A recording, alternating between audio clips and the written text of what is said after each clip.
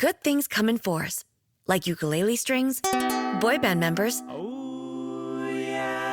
and PayPal Pay in 4. No fees, no interest, no impact on your credit score. Just the flexibility to pay the way that works for you. Strum it, hum it, pay it in 4.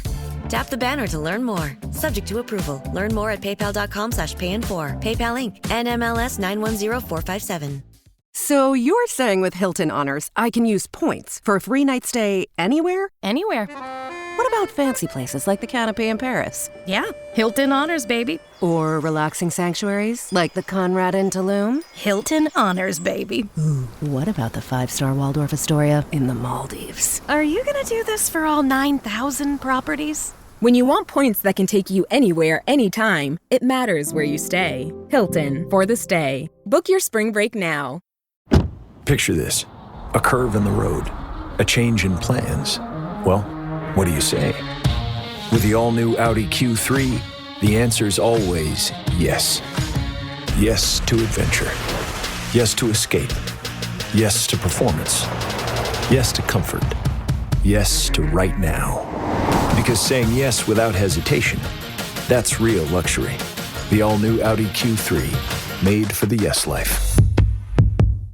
No one goes to Hank's for his spreadsheets. They go for a darn good pizza. Lately, though, the shop's been quiet, so Hank decides to bring back the $1 slice. He asks Copilot in Microsoft Excel to look at his sales and costs and help him see if he can afford it. Copilot shows Hank where the money's going and which little extras make the dollar slice work. Now Hanks has a line out the door. Hank makes the pizza, Copilot handles the spreadsheets. Learn more at m365copilot.com/work.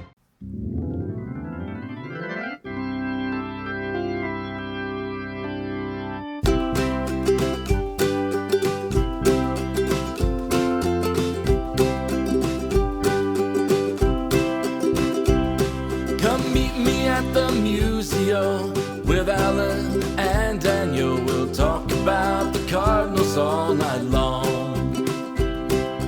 Everyone come gather round, listen to your favorite sound. We'll talk about the Cardinals all night long. We'll talk the games and all the rest, about the team that we love best. We'll talk about the Cardinals all night long. We're gonna talk about the Cardinals all night long.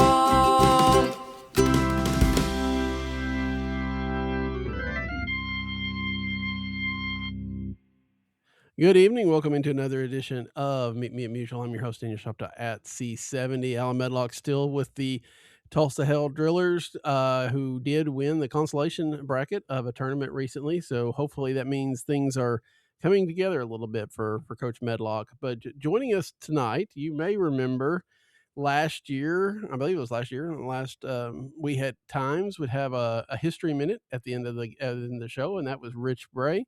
Rich joining us tonight to talk about anything and everything, but especially about his book, The Trades That Made the St. Louis Cardinals, that you can pick up on Amazon and other places. Rich, how are you tonight? Hey, Daniel, doing great and glad to be here with you live for the first time. Yeah. It's a lot of, it's like, hey, I know that voice, but we haven't actually spoken to each other. So that's a lot of fun to have you in here. Before we get into the book, let's talk about the blog. It's you're Remembered's on Twitter, but you're writing regular posts on your blog. And refresh me. I know, is it exactly? It's not Remembered's over there, is it too? Yeah. So the blog is stlredbirds.com.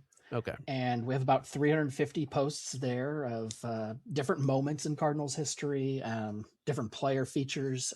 Started doing kind of a new spotlight recently where I just kind of call it, remember your Redbirds, and talk about a player who probably is mostly forgotten in Cardinals history, or maybe underrepresented in kind of the Cardinals talk. So, yeah, it's a really deeply researched site. I really take a lot of pride in going into the old newspaper articles and biographies and history books and really diving into it. I'll admit I am a huge Cardinals history nerd, obviously, and so I really enjoy just digging through old St. Louis Post-Dispatch newspapers and um, old papers from even just across the country, and just looking back at the way that baseball used to be and the players and the stories and just the website itself is really just my way of sharing that love of Cardinals history with everybody else. Yeah, and I think that says something about Cardinals and the Cardinal fan base as well, because maybe there are some out there, I don't know, but you've done yours for a long time, and I think he may be still posting some too as well. Mark Tomasic at Retro Simba posted a lot of great Cardinal history as well.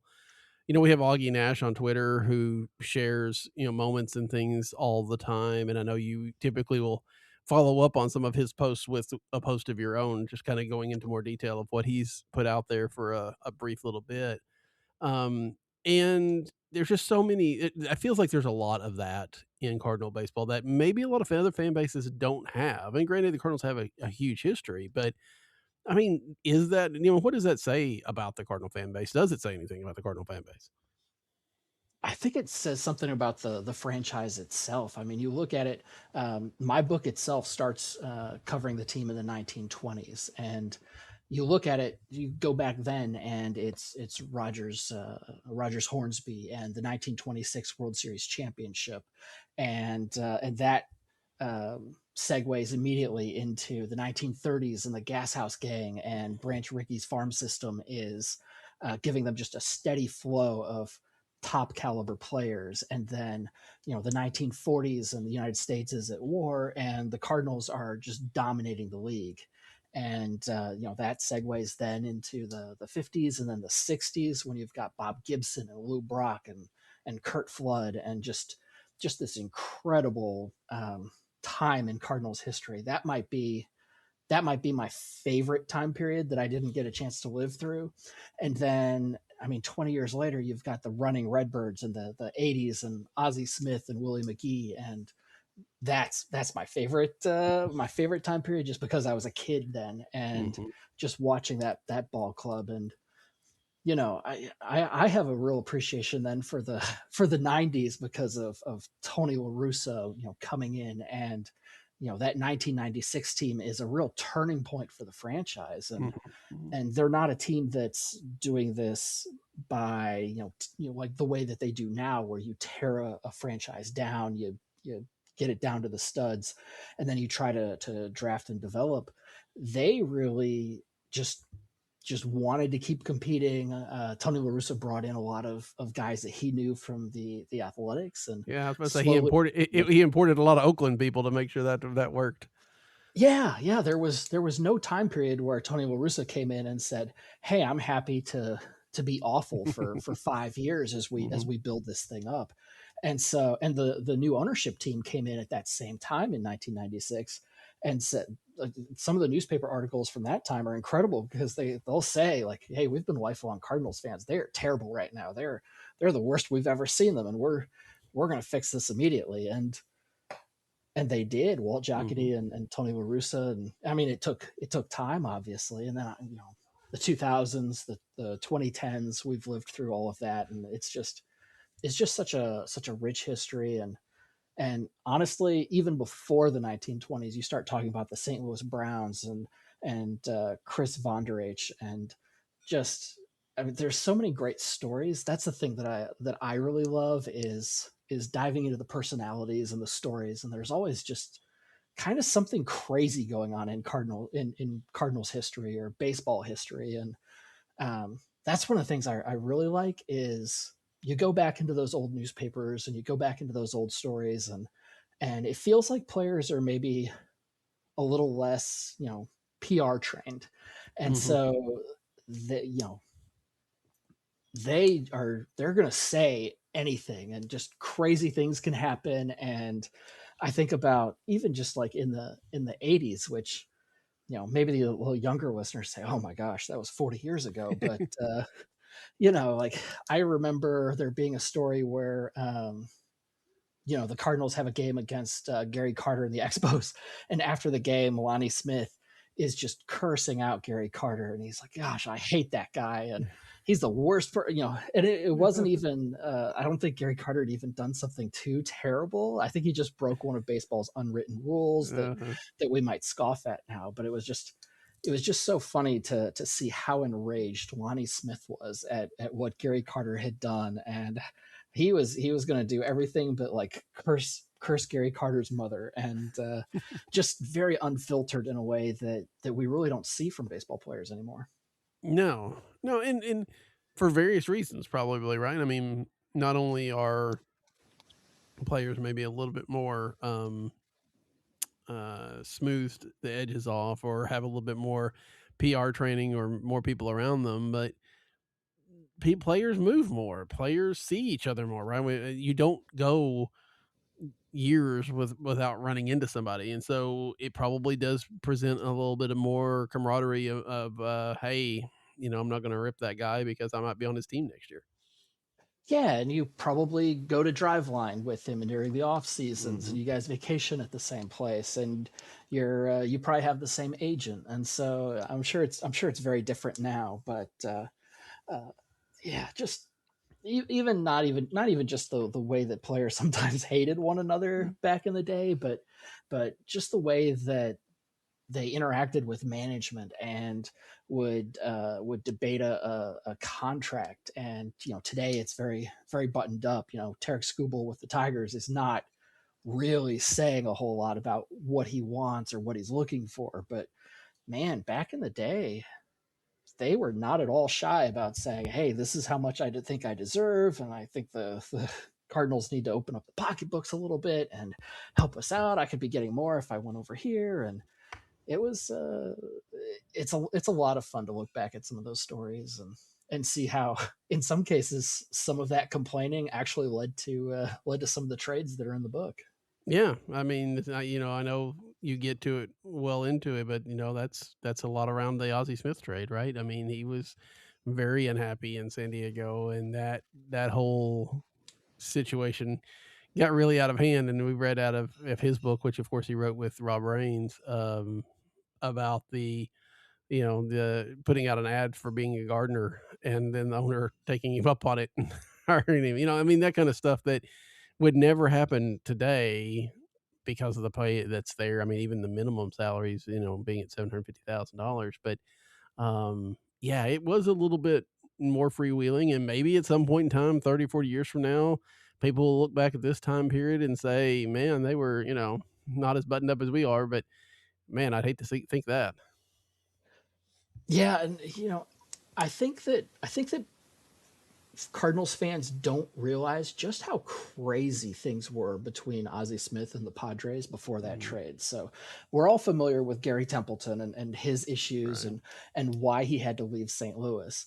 But if you really look back, I mean, Ozzie Smith's agent placed a classified ad in the newspaper and said, "Hey, I may not play, I'll leave the team and leave Major League Baseball for a higher paying job if someone will offer me. I'm interested in something in marketing, but I've got bills to pay, and I can't live off of what the Padres are paying me." Which, I mean, can you imagine nowadays, like what the reaction would be and what it would be like on Twitter? And then, so he does that. And then, as you mentioned, the owner's wife, Joan Kroc, responds and says, "Well, I talked to our head gardener over at the estate, and he said that since Ozzie's a college man, we can give him a boost. We would normally pay $250 an hour, but for Ozzie, for the wizard, we can go up to $350 an hour." And man, Ozzie's super mad about that. And my favorite part of the Ozzie Padres battle is, back then you would go year to year with your contracts. You almost never did multi-year contracts. Right. And so at one point the Padres say, "Look, we're tired of having these fierce contract negotiations with you before every season. It's not good for you. It's not good for us. You know what? You and your agent sit down, come up with a proposal for a contract that is going to put you in a Padres uniform for the rest of your life. Come up with a lifetime contract and tell us what that looks like for you. And Ozzy takes them 100% at their word.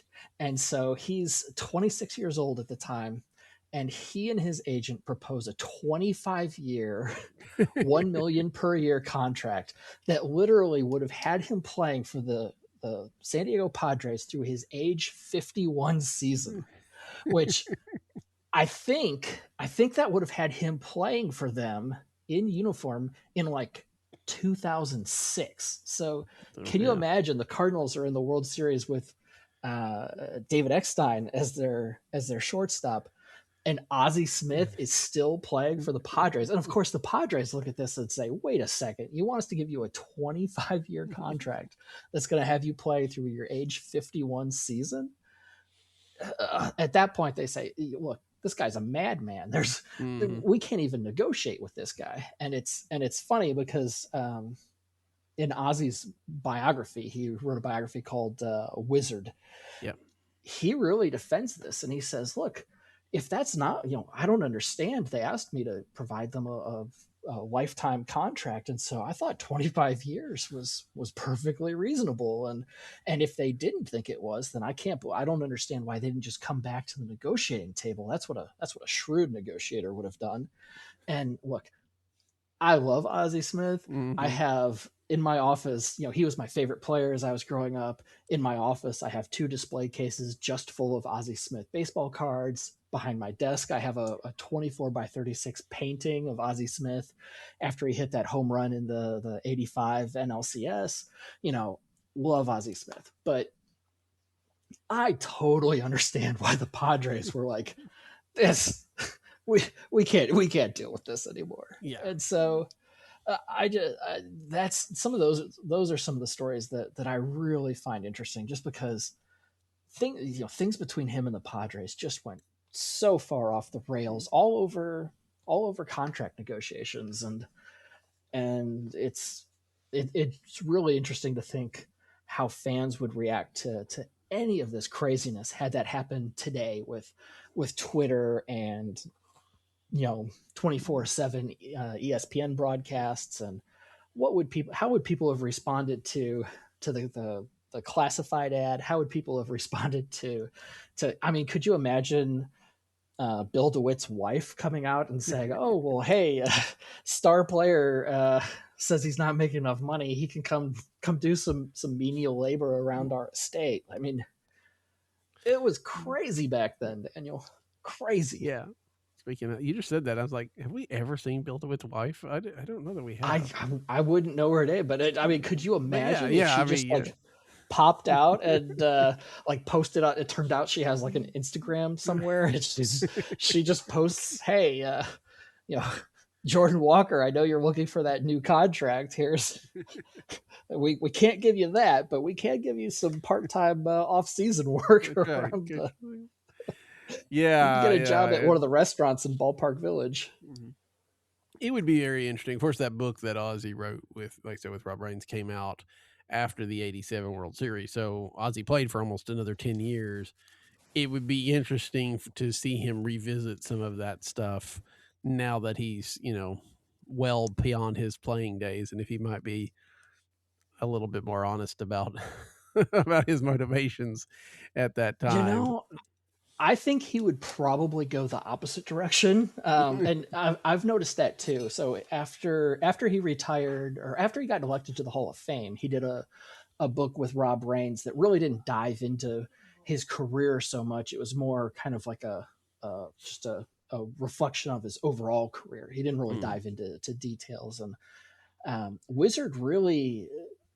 Wizard and an interview that he did with GQ magazine just ahead of the 1988 season really stirred up a little bit of controversy for him. So he had a couple things in the books where, he criticized Jack Clark for not playing in the 87 playoffs due to his injury. And he had a few other things where he kind of criticized the umpires a little bit, criticized Whitey Herzog a little bit, and I'm guessing, obviously I don't have any firsthand insights there, but I would guess that after that experience, Ozzy probably said, you know what, I actually don't need to be quite as honest. I don't need to write a tell-all book. I can just kind of, go without stirring this sort of controversy. I don't need this sort of drama in my life. Yeah, but then again, he, I mean, he didn't do it quite the same way, but the end of his career obviously had some of the same, that idea of kind of, stirring up things against La Russa and with the Royce Clayton stuff, and, justifiable or not, we could argue that point, but Ozzy, again, you're right. Ozzy is my favorite player. I grew up that way. I'm just sitting here looking at the starting lineup figures that are sitting on my desk right here and other things. But Ozzy is not, or was not. I don't know how much he's humbled a little bit, maybe, but he had a very high impression of himself. I think, and I don't say that in a negative way because he deserved to. And I think that's sometimes hard to. Sometimes that blinds you to maybe things you shouldn't say. Yeah, I think he wasn't quite at that point the polished media guy that he is now, and has been for several decades now. I think he learned a lot from that experience, and I think after that, obviously he still had that, as you mentioned, the conflict with La Russa, but I think he learned. I think he was surprised by the way that some of the items that he talked about in Wizard were received, and I think he learned from that. Yeah, I think so, and again, it's obviously been a huge boon to St. Louis, not only to have had Ozzy, but then, I mean, it's a rare player, and we've seen it sometimes. St. Louis does have a pull on people, but it's a rare player that comes in and then not at all from Missouri or the Midwest or anything of that nature, and yet after his playing career, completely made this his home, right? I mean, he is not just, hey, I live in St. Louis. He is Mr. St. Louis to some degree. He's at all these things. He's at, hockey games and golf tournaments and things like that, representing the city. It's pretty incredible. Absolutely, and you wouldn't know it that he's originally a California guy, but he's made St. Louis his home, and I mean he's the greatest ambassador that St. Louis has, I think, right now. So going back to the book a little bit, one, what made you want to write it?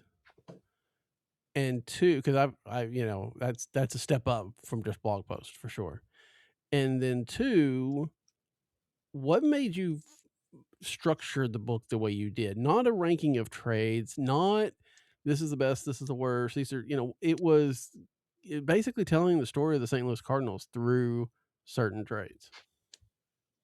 Yeah. So, 2020, we're all hit with COVID-19. We're all spending a lot more time indoors, and that kind of got me started on writing the blog. That got me to start the website, start diving into some of these stories and writing about it and sharing it with people. And as you mentioned previously, there's people like Augie Nash and Mark Tomasic, and there's an author named Doug Feldman who's written a number of Cardinal history retrospectives, and just this rich culture of people writing about Cardinals history. And to be honest, I went to college as a journalism major and spent my first 10 years after college as a local sports writer, and I'd gotten out of the business, but got into higher education marketing, and had a little bit of an itch to do some sports writing. And obviously, in the middle of COVID, there wasn't a whole lot of local ball games to cover, but really liked the idea of writing about Cardinals history, researching it, and just kind of diving into the details in a way that we all know some of the stories. We all we all see those posts where we talk about, oh, on this date there was this trade, or there was this event that happened. And I really wanted to see if there were some stories behind those incidents or those trades that I could help, research and tell. And so started doing that, and really found that the posts on the website that people enjoyed the most were the ones about the trades. There's just something about a baseball trade, right? That you can, we spend the whole off season sitting around thinking about ways that the Cardinals could be better, whether that's a trade or a free agent signing. And free agent signings are simple, right? We should just sign everybody. I don't care. It's not my money, right? There's very few situations where I'm like, oh no, like that would be bad. But with a trade, a trade can go great. A trade can go sideways, and sometimes you see it coming. A lot of the times the Cardinals have made kind of a cottage industry of finding that all-star player, whether it was Paul Goldschmidt or Nolan Arenado or Mark McGwire or Scott Rowland or Jim Edmonds, and trading a number of kind of low-level prospects, packaging them all together, getting that star player, and you kind of know that it's going to work out. But there's a lot of trades in Cardinals history and in baseball history where they surprise you. You have no idea. We look at Brock Fabroglio, and literally the Chicago newspaper columnist was writing, thank you, Cardinals. Thank you. Come back anytime. We'll be happy to make trades like this with you anytime. And obviously that's one of the most famous highway robberies in Cardinals baseball history. And so it's just there's something about a trade that's so much fun, and there's so many reasons why a trade happens, whether it's contract negotiations or personality conflicts, or heaven forbid you actually trade players because you feel like it makes the baseball team better, right? So there's just so many different reasons that they can happen. And so, just like everybody else, I have kind of a fascination with these trades and how they happen and then how they turn out. And sometimes you can debate back and forth whether it was a good trade or a bad trade. And so, so seeing just the way that people responded to that, I'd been thinking that I wanted to write a book. And so I kind of started thinking, okay, I want to write about trades, but I don't want to do kind of the web article that we've all seen where you kind of rank the top 10 trades in Cardinals history. I wanted to do something different. And I also found that while the trades or the stories that are kind of deeper in Cardinals history, you start going back to the 1920s, the 1930s, the 1940s, those weren't always necessarily my most popular posts, but I really did love researching those stories and getting a feel for baseball at that time, because it's just so different from what I grew up with and what I knew. And in some ways, I kind of enjoy researching the stories and the personalities that happened before I was alive more than I enjoy the ones where, I got to see Mark McGwire, I got to see Ozzie Smith, I got to see the Cardinals of the 2000s. Researching those is still a lot of fun, but there's just so many more discoveries for me for these players that starred before I was even alive. So I wanted to kind of find a way to not just write about the trades, but also take readers through Cardinals history from the past century and kind of tell the story of the St. Louis Cardinals decade by decade through these trades. And so that was kind of the way that I set up the book was, okay, we start in the 1920s and the Cardinals have just won their first World Series championship. And literally the Cardinals are coming back. They've just won Game 7. Rogers Hornsby, whose mother had passed away right before the World Series, is on a train ride down to Texas to bury his mother. And Sam Breeden, the owner of the team, is on a train ride trying to trade Rogers Hornsby because he hates this guy so much, even though he's the star player on the team and he just won the World Series. And literally everybody agrees he's probably the greatest right-handed hitter alive. Second in all of baseball, only to Babe Ruth. All of this is true. He just led the team to its first World Series championship in franchise history. And Sam Breed still cannot wait to get rid of this guy. And just such a fascinating story of how that happened. And Sam Breeden is literally going to Rogers Hornsby's assistant coach and saying, "Hey man, do you want to coach the team next year?" And the assistant coach is saying, "No, I will not take Rogers Hornsby's job." And just such a we don't have it's hard for fans to really understand how big of a trade that was. It would be like if Albert Pujols, in addition to being the superstar that he was, also managed the Cardinals to the 2011 World Series championship, and then the Cardinals traded him, right? It's just kind of unthinkable. But we go from that to, the interesting thing of the 1930s, the Cardinals have the Gas House Gang, and they're trying to put together kind of the final pieces, and they make this trade for Leo Durocher. And it's probably the trade in the book that, has doesn't have the big name star, doesn't have this big, you can't look at the stat line and go, Leo Durocher and his .210 batting average sure did turn the tide for the Cardinals, didn't they? But I mean, he did a lot of things in the clubhouse. He was just that, and he also putting him in at shortstop meant that the Cardinals could move Frankie Frisch, who they had inserted into shortstop. They could move him back to second base, and it just made the whole thing work. And another kind of interesting thing, I know I go off on these tangents. I get just so excited thinking about some of this, but the whole reason that the Cardinals were missing a shortstop is because their shortstop had been in a hunting accident and basically shot his foot off. He was a young man named Charlie Gilbert, and he'd been a star for the Cardinals. They really had high hopes for him, but he has this hunting accident. He doesn't recover.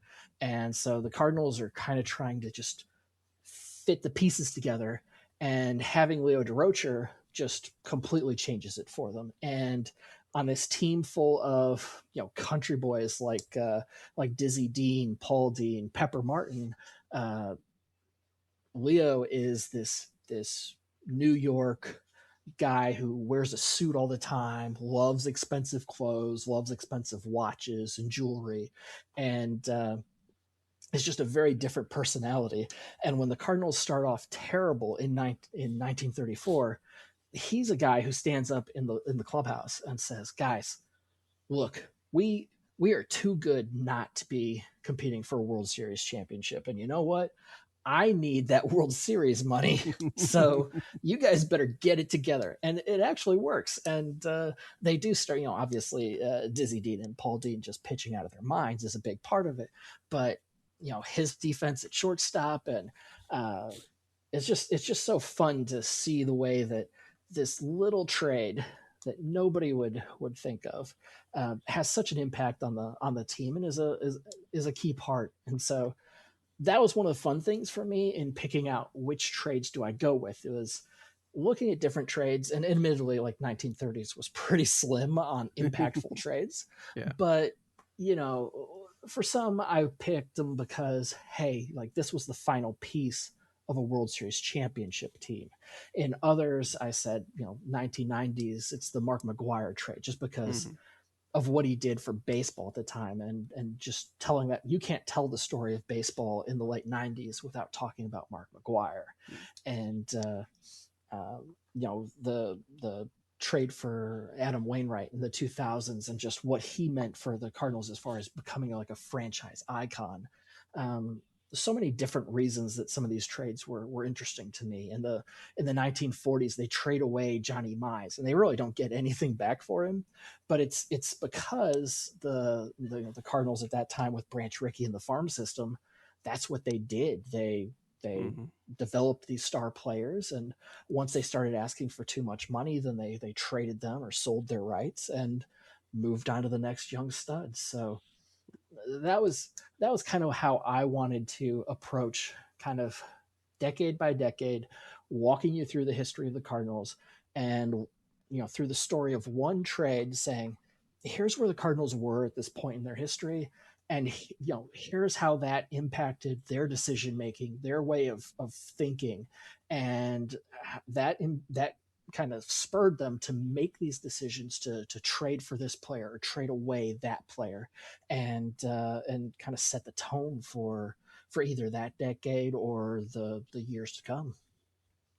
Yeah, I mean, it's hard to argue against the impact of the Brock trade, of course, and others as well. You're talking about Roger Hornsby. It makes me.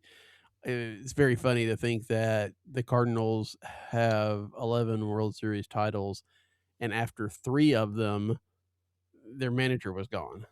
Between the trading of Hornsby and then Johnny Keane and Tony La Russa. I can't imagine that that's a common occurrence to have that happen. The Cardinals have had it happen 3 times to them. But I think for me, maybe the most impactful trade that the Cardinals have ever had. I don't know. It's up there. It is the McGwire trade. And I've talked about it before on here or other places, but the trade for Mark McGwire told baseball that St. Louis was back. I mean, St. Louis was a destination, right? When McGwire, not only did they traded for him, but then he signed and stayed.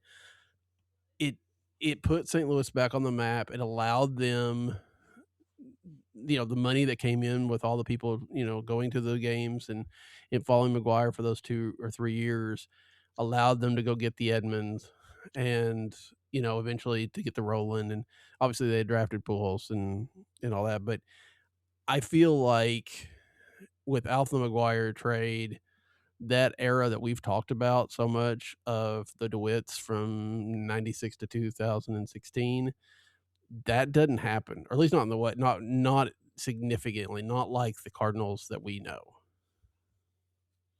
Yeah, no, I agree with you. In fact, in that chapter, I really talk quite a bit about how that McGwire trade kind of set the framework for how the Cardinals decided to acquire stars in the future. And I kind of touched on this a little bit. After McGwire, they start to say, hey, let's find those teams that either due to budget constraints aren't planning to re-sign their guys, or due to personality conflicts just want to get a guy out of the clubhouse.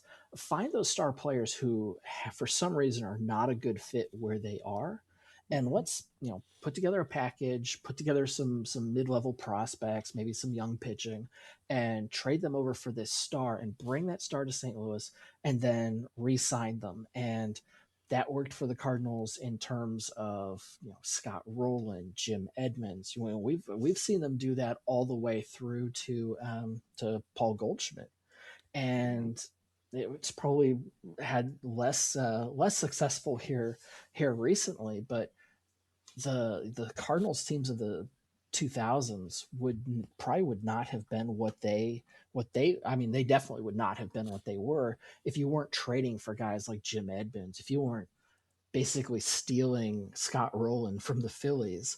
And the Mark McGwire trade kind of set the framework for how to do that. And it just became kind of a Cardinals tradition, so much so that I don't know about you, but when the Cardinals traded for Nolan Arenado and when they traded for Paul Goldschmidt, in my head, I imagined they were going to be Cardinals for the rest of their career. It wasn't until, that was part of the reason why the last few years have been so stunning for us, is not only that the Cardinals suddenly weren't good after a quarter century of being this powerhouse, but, or at least, being this perpetual contender, but all of a sudden the guys that we traded for who were going to stay until, almost the end of their career weren't, and they were part of the problem. And I know that Jim Edmonds didn't end his career in St. Louis, and obviously Scott Rowland had his conflicts with Tony La Russa, which is becoming a recurring theme in this conversation. But I think that it's funny that for basically a quarter century, that was the Cardinals' modus operandi, was to, we talk, the Cardinals talk about us being a draft and develop team, and in some ways that's true, but in some ways it's also not. The Cardinals have largely in recent years, at least in the 21st century, largely been a team that trades for their stars and then develops complementary pieces and drafts and develops their depth pieces to support that star power. But or they use their draft and development and their prospects to acquire those stars. But yeah, I think that sometimes that's a little bit of a, a false a false identity for the Cardinals, in that they haven't necessarily built those championship teams that we think of in the 21st century through draft and development. A lot of times it's been draft, develop, and then trade them for Jim Edmonds and Scott Rowland, and then you do draft and develop Albert Pujols, although obviously he is more the exception than the rule. Yes, but he's such a big exception that he puts a significant thumb on the scale, I guess, when you're measuring these things. But you're right. I mean, they went out and got those, and then they would also go out and get the pieces like Larry Walker, like Tony Womack, that they needed to finish that up, especially in 06, and even 11. Lance Berkman comes in 10, and that's. I mean, you're absolutely right. I mean that they've been able to develop the pieces around their stars. And nowadays, even then, you can't get away with some of the trades that they made, trading a whole bunch of, disused parts for Mark McGwire, or trading a fluke 16-game winner for Jim Edmonds.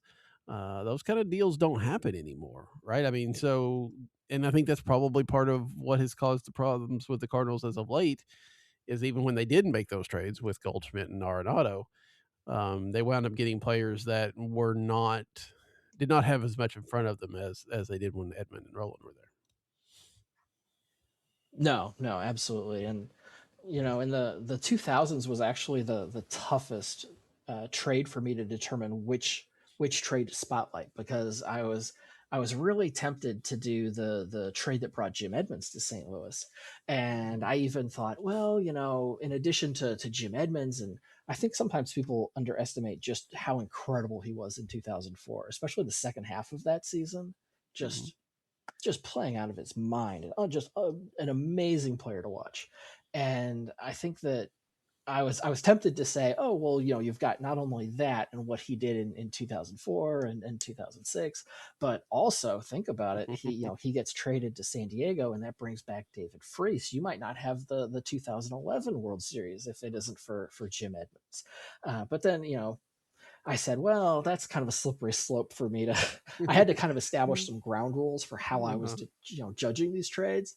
And ultimately I decided, if I start trying to say, well, subsequent trades, and start following like the tree and all the different branches of a trade, I'll just drive myself nuts. And then also I might end up, selecting some really weird traits. So we probably don't need me writing a whole chapter about Kent Bottenfield. Yeah. So I mean, Kent would like it, to be remembered like that. But yeah, and so you settled on the trade that at the time, I think some people did realize at least the name that was coming back from Atlanta, but I don't think it was ever a focus of most people. Not like it would be today, right? Because we've got this whole cottage industry of prospects and everything like that. Kyle Reese would have had 1,800 words out on Adam Wainwright, and probably had a picture of him shirtless somewhere. I mean, that's that's just Kyle. But I mean, that's what this would have been if they had made these deals today, where these kids like when they're in high school or in college. I remember the trade going through and knowing that I had heard the name Adam Wainwright, knowing that he was a prospect, a pretty good prospect for the Braves, but I don't think when you actually started, talking about the deal, I know that the Cardinals have said, and I think it probably was, that he was a big part of that, but it really felt more at the time like JD Drew couldn't get along with Tony La Russa, and they were making that kind of move to bring in, the Brennan J.C. Markey and Ray King, guys that could help the team right then, and this Wainwright guy was kind of like a bonus. I don't, and obviously it became much more than that. Yeah, I mean, you talked earlier about how teams probably couldn't, teams have had to change the way that they make trades, and I don't know that the Braves could have made that Adam Wainwright trade nowadays. Nowadays they would have had an army of bloggers who've been, as you said, posting about Adam Wainwright all the time. There would be so much Atlanta fan interest in Adam Wainwright, and they would be so excited about him. Teams don't make those kinds of trades anymore, where you would trade your top prospect plus a quality young starting pitcher plus a quality bullpen arm for an outfielder with 1 year left on his contract. And obviously teams learned from trades like this, because that deal obviously didn't work out for Atlanta, because JD Drew, even though he had a great year in Atlanta, he then left. Gosh, off the top of my head, I can't remember. I think he went to LA first and then Boston, or it was Boston and then LA. Maybe Boston and then LA. I think it was Boston. I don't know. Yeah. I feel like I'd actually forgotten JD Drew in LA, so that makes me think Boston. But yeah. But I mean, he was a guy who very much was in it for, to make the most out of it. And so that was actually one of the fun things too about researching that, was I didn't remember a whole lot about JD Drew. And I remember his conflict when he got drafted and then didn't sign with the Phillies and spent a whole year negotiating with them before re-entering the draft and the got picked up by the Cardinals. And it was interesting to see just the way different players were talking about it. Curt Schilling came out very strong against JD Drew, and again, we talked about how players talked differently in the past, even just then, 25 years ago, they were saying, gosh, I don't know how, I don't remember how much it was, but the Phillies were offering him like an $18 million contract, I think, and the players on the Phillies in the major league roster were saying, I don't know how a guy turns down this kind of money when he's never taken a major league a pro at bat. You might have been great over at FSU, but this is the big leagues. You can't expect a $30 million contract. In fact, he was asking for a contract that was a little bit larger than what Scott Rowland signed with the Phillies after his Rookie of the Year season. So, just really, really interesting to kind of dive back into that. And then JD Drew's experience with the Cardinals, which also really mirrored another trade that another young outfielder that we kind of spotlighted in the book was Colby Rasmus in later in the 21st century, in the late 2000s and early 2010s. And yeah, it's sort of interesting to see the way that JD Drew, kind of had these growing pains, and eventually, of course, had great, much more success, both in St. Louis and later in his major league career than Colby Rasmus did. But they both had these moments where fans kind of turned against them in a way that or were never really embraced, and also had these conflicts with Tony La Russa, which Daniel, that might be the name of your podcast here at this podcast episode, is Conflicts with Tony La Russa. But I'm sure he's a lovely gentleman. Yeah. And Drew did actually, I looked it up. Drew did go to the Dodgers first, went there for 2 years, and then to Boston.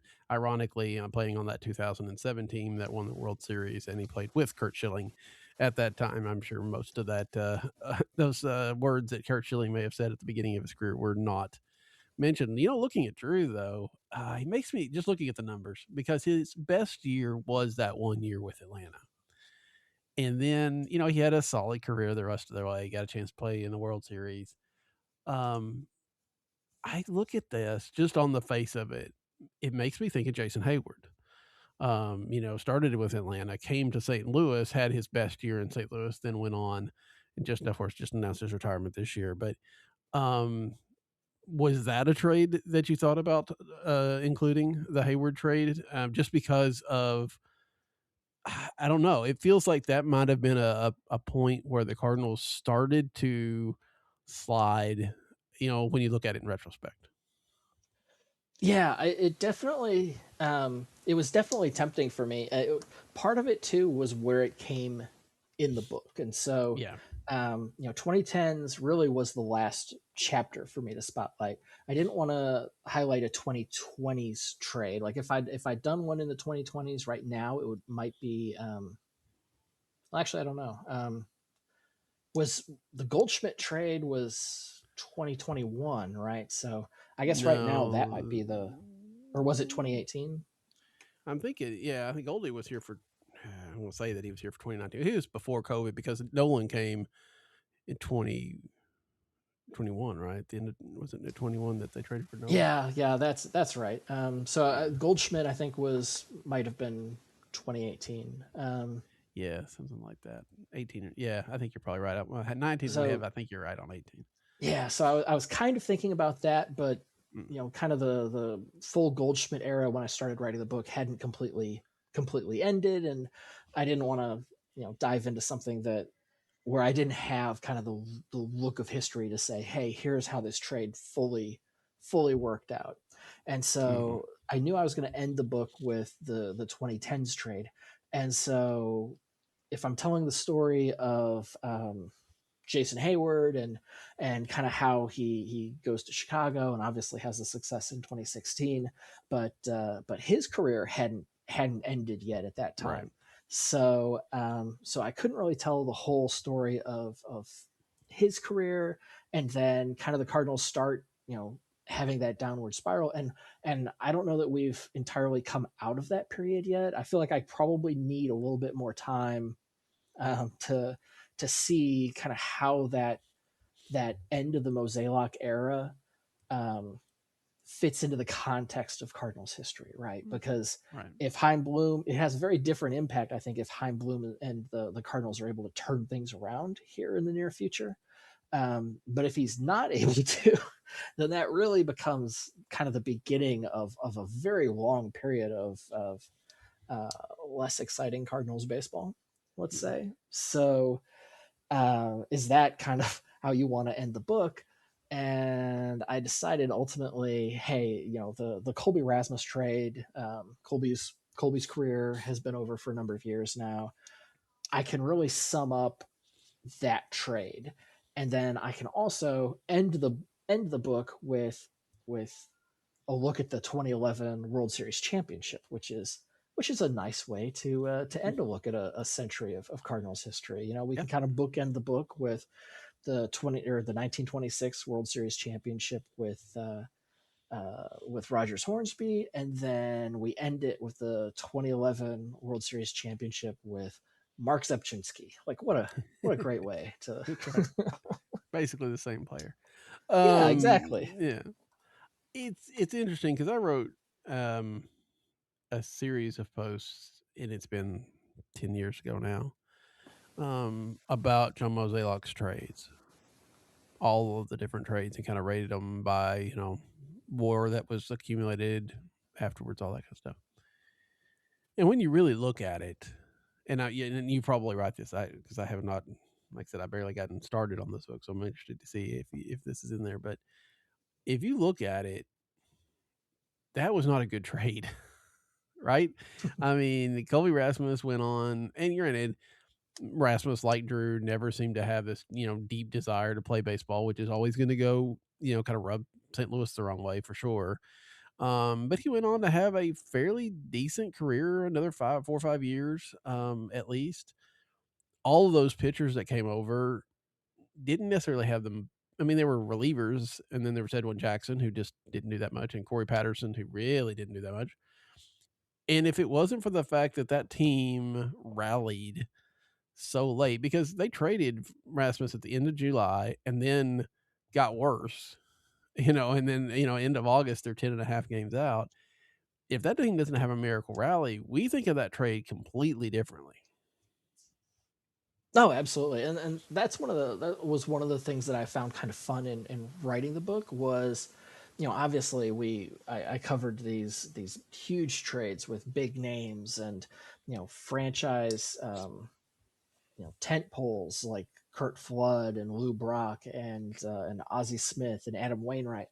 But then there were some of these trades, like the Leo DeRocher trade, like this one here, where you look at the numbers, and I in each chapter I also give you a table and let you see. Obviously, wins above replacement is not a perfect stat, and it's got its flaws, but it does, just in terms of giving you like a very, very simple way of looking big picture at a player or at a trade. It just gives you a very easy way to look and say, was this a good trade or was this a bad trade? You can look at in some cases you can look at the Mark McGwire trade. You can look at his WAR compared to the players he was traded for, and you can say this was a good trade. And the Rasmus trade is one where you look at it and it's kind of a nothing burger. Like I broke it down by the WAR that the player had before the trade for their whole career up until the trade. Then I give you a table as well a column as well that shows you the WAR that the player had during their time with the team they were traded to.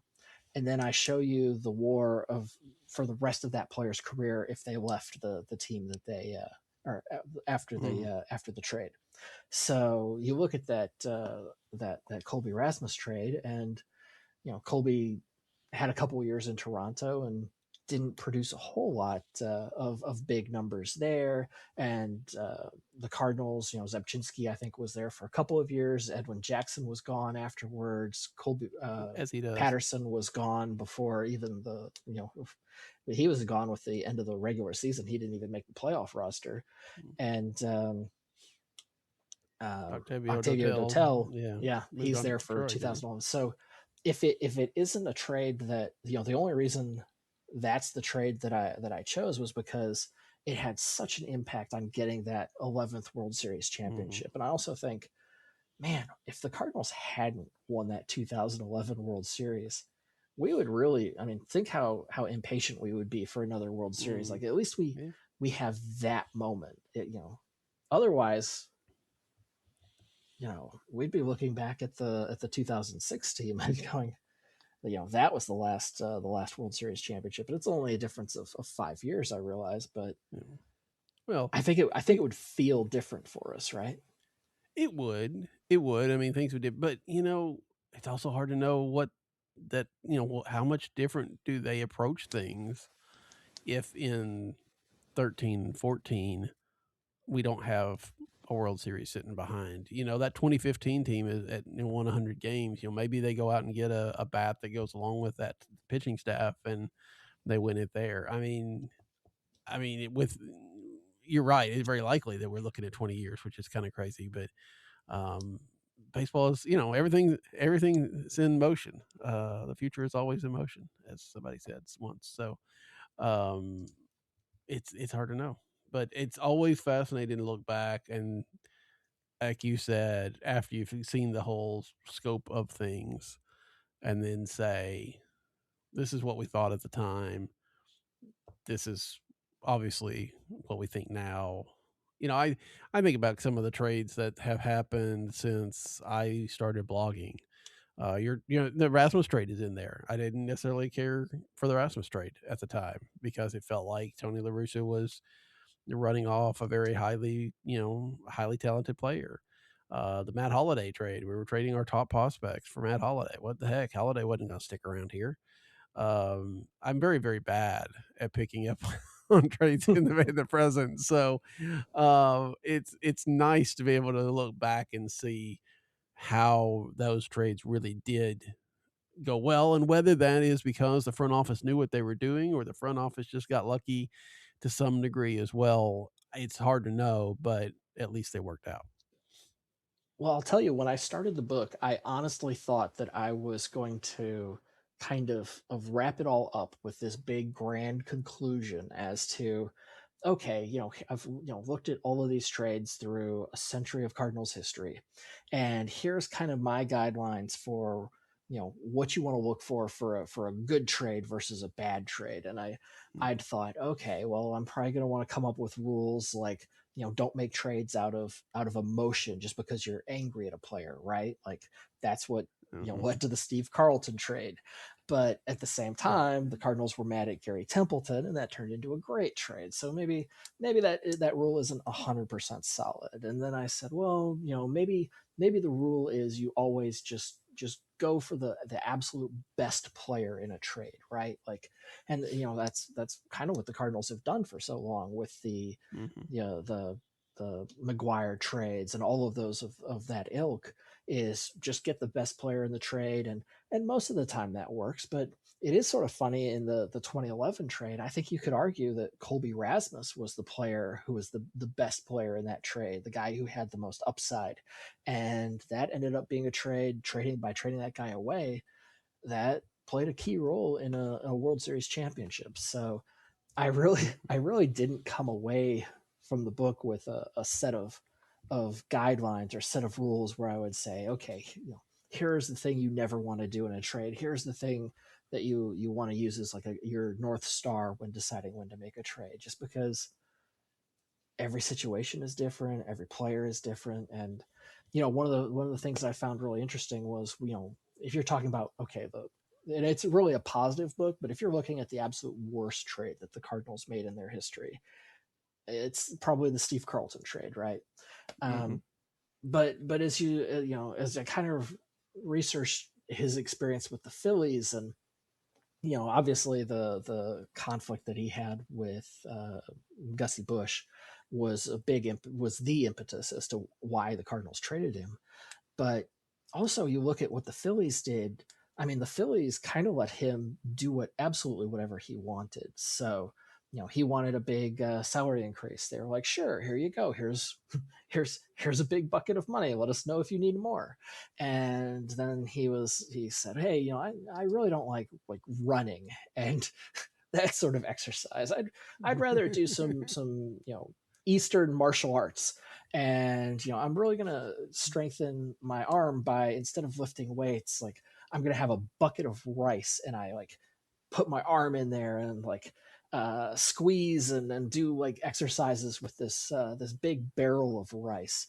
And is that okay? And I'm gonna have like my own custom, my own guy who is my own personal trainer. Is that okay? And the Phillies were like, "Sure, go ahead. Everybody else run circles, and you can do the rice exercises when you're winning Cy Young awards." And so they had totally separate rules for him. And in their home stadium, they built him a special meditation room that was just off of the clubhouse. And so everybody else is in the clubhouse, and he had a special meditation room where he could turn off the lights and play soothing sounds, and have it telling him statements of affirmation. And I mean, you can't argue with them because obviously it worked and they had tremendous success with it. But again, I kind of look at it and say, if Gussie Busch said, "Hey, I don't want to pay you, this salary, and I don't want to build you a special meditation room, and I don't want to have a different exercise routine for you from the rest of the team," I can see that.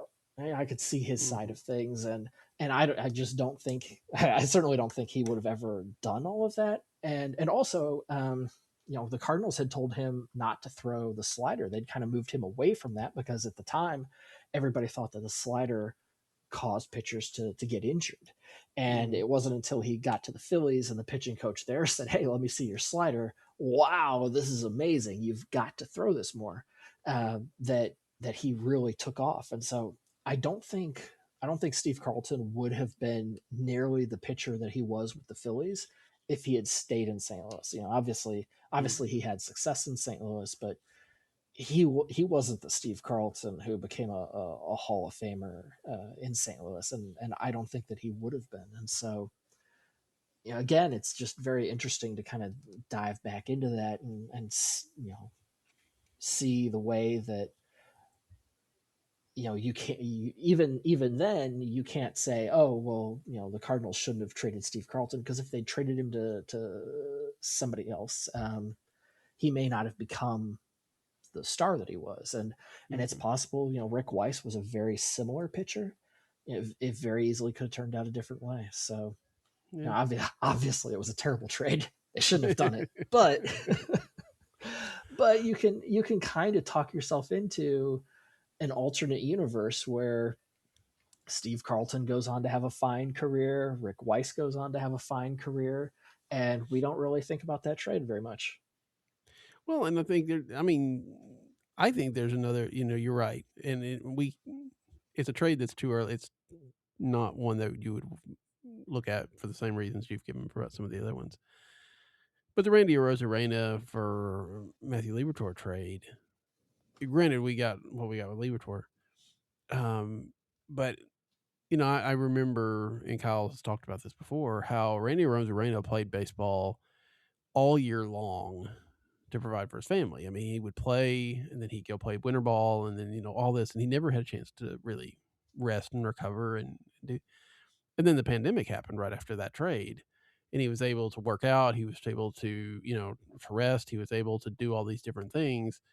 And so the player that the Rays got was significantly different than the player that the Cardinals traded. If there's not a global pandemic in there, I mean, we still might not be looking at that trade as a success or anything like that, but I don't think it's the prop for Brogilo, if you will, of the current generation, the way that we kind of look at it now.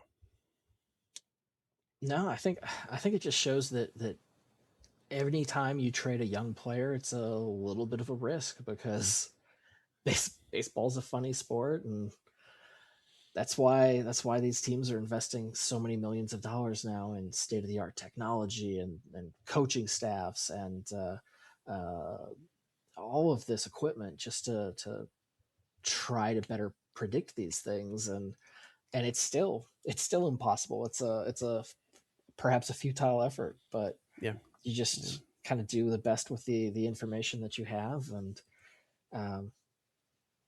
that's part of what makes it fun, right? And that's part of the magic of a trade too, because the Cardinals make these trades for, we have these sell-offs here recently where we're trading for these prospects, and a lot of them are probably not going to become anything. But it's very possible that 20 years from now, I'm writing an updated, revised version of the book, and I'm writing about, can you believe the trade that the Cardinals made, and they got this kid named Ty Pete, and that deal was such a steal, or just who knows, right? But definitely it's don't know. Gives us something to dream about, right? Even when the ball club isn't as good, and maybe we don't have high hopes for 2026, we can look at Jordan Walker and say, you know what, maybe he's figured it out, and maybe things are going to be different now, and maybe some of these guys that we got in these trades that we've stockpiled over the last couple of years, maybe they're going to turn out, and that's part of the reason why we watch, right? Yeah, and that leads us on. We've done an hour here of Cardinal history, but before we wrap it up, I guess we probably should spend a little bit of time talking about the current squad, which leads 3-2, going into the bottom of the 8th right now, if they just got out of a jam. Cardinals, if they can hold on, which is a big if with this bullpen, I think we all know that, but if they could hold on, would be 8-5 here. It's 13 games in. It's not even 10% of the way through the season, but is this team better than we thought it was? Yeah, that's I hope so. I hope so. Just because having that hope kind of makes it easier to spend the rest of the summer watching this ball club. I don't think they're a great team or a good team really, but the National League doesn't feel like it's all that strong either. So, you kind of look around the league and you say, you know what, they're a flawed team, but there are a lot of flawed teams in baseball. And if this could be a kind of team, and that what they've been doing this year, I feel like, is through the first couple weeks of the season, they've been a team that you have to beat them, right? You can't come in and play poorly and just cruise through a series with these guys. Like, if nothing else, if you beat yourself, the Cardinals will take advantage and they'll beat you. So there's this I don't think this is a ball club that's going to compete for a World Series or maybe even a playoff spot, but they can be respectable, and that's a heck of a lot better than watching. There's nothing worse than watching bad baseball, and I don't think this is all. This is. I think there's going to be a lot of days where we have a lot of fun watching this ball club. Yeah, and I've talked about this with David and my co-host on Gateway a number of times, but the last few years, if the Cardinals got down 2 or 3 runs, especially early on, it just was like, okay, well, pack it up. They're not coming back from this. And this team doesn't seem to. Not only do they not, seem to worry about a deficit, they don't usually let it last too long either, right? They tend to turn it around almost immediately, which is kind of crazy to think about. It's been a lot of fun. I do feel like it's a small sample size. I do think, this rotation hasn't necessarily shown us anything that we, didn't think in the winter when we were very concerned about the rotation. Although Dustin May pitching well tonight definitely helps. But yeah, I think there's a good chance that this is going to be even if it's a 70-win team, a lot more fun to watch than the last couple of years. Even that 2014 that played about 500 or more. This is a team that has some energy, has some excitement, and has that breakout star now in Jordan Walker. Yeah, that really changes the look of this lineup, doesn't it? Just having him in the middle very, very much changes the complexion. And, a lot of players who probably won't be with this ball club when they're ready to compete for a World Series, but you've got interesting pieces there, whether it's Alec Burleson, what JJ Weatherholt's going to do this year. If Mason Wynn can get healthy and start swinging the bat, I mean, he's a fun guy to watch. Just in the field. So if he can swing the bat a little bit, then that's fun. Nolan Gorman, if he can kind of become a respectable player, maybe he becomes a platoon bench bat, and that's fine. Victor Scott, if he can become a respectable hitter, then man, he can be a lot of fun. And obviously Ivan Herrera is a guy who has gotten off to a slow start, but he's gonna be good. And this bench isn't good, but yeah, and obviously Ramon Urias isn't gonna hit 968 OPS the way he is right now, but he's a guy who plays good defense and is going to take a professional at bat. And I know people don't really like Jose Fermin, but he, for a end of the bench guy, he does good things. And I kind of want to see what Thomas Sajaci does this year. And honestly, just seeing pitchers who are competing and aren't Miles Michaelis is a nice change. Yeah. And the longer this team stays with its head above water, the more likely it is that there are replacements for when things start to go south, right?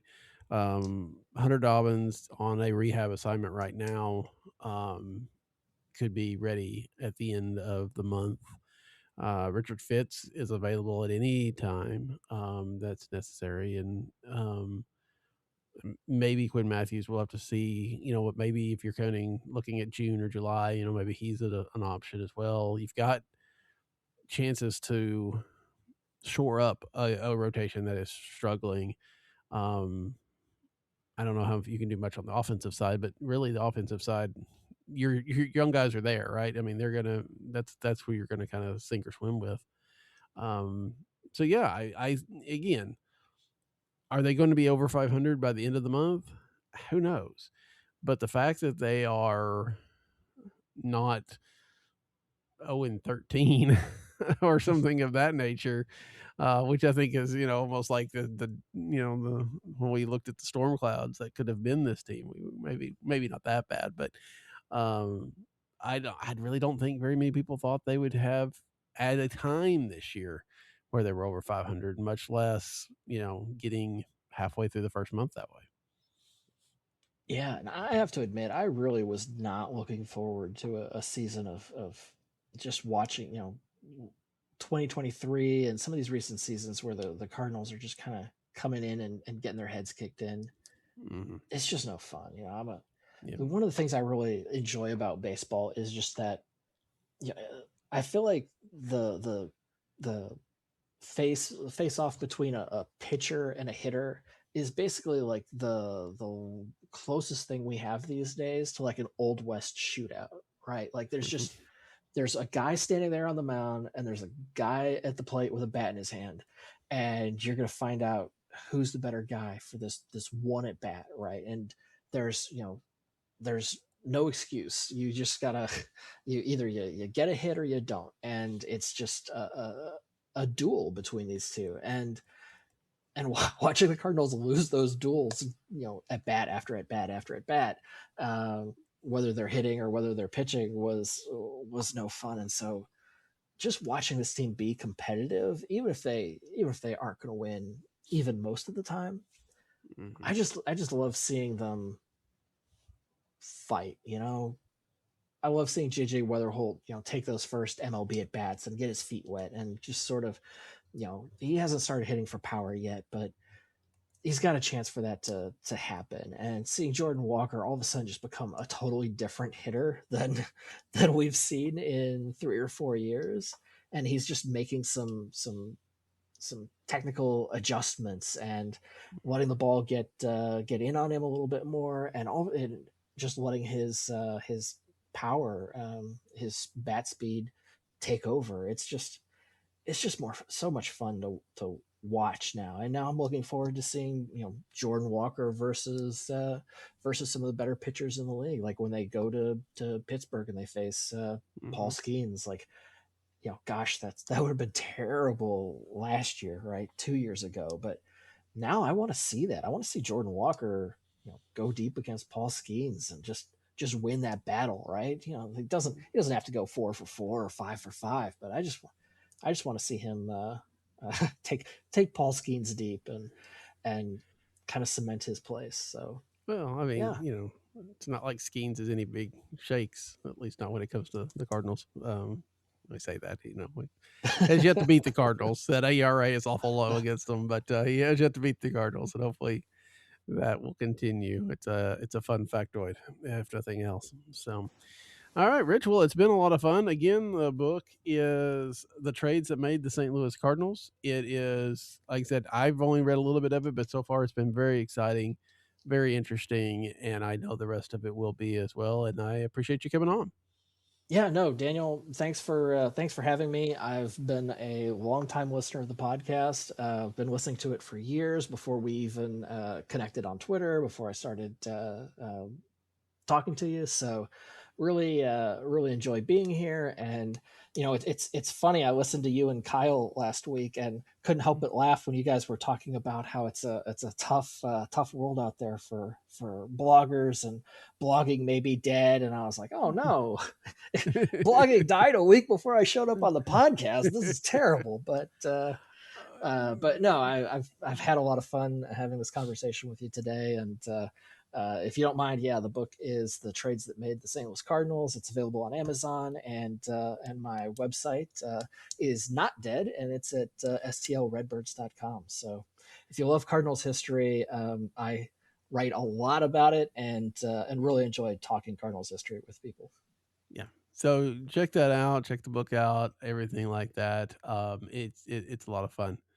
Next week, we will have Josh Jacobs from Deal on the Cards and also one of the new MLB.com writers, along with Kyle and Brendan Schaefer. So we'll be looking forward to that. But until then, for Rich, I'm Daniel. Good night. The swing and a long fly ball to left by Ozzie. He wouldn't, would he? He did. Woo!